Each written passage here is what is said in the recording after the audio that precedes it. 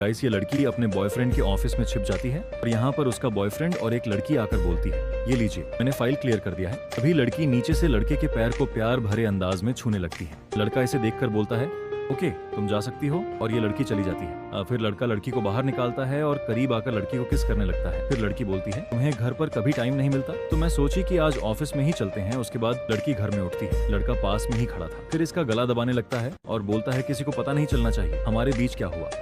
दरअसल में लड़की के पिताजी ने अपनी बेटी को इस लड़के को बेच दिया। तब से लड़का बॉयफ्रेंड और गर्लफ्रेंड का ढोंग रचकर लड़का लड़की पर जुल्म करता है और ऑफिस में लड़की को लड़के ने ही बुलाया था। गाइस, स्टोरी अच्छी लगी हो तो एक लाइक करके कमेंट में लाल दिल जरूर भेजना।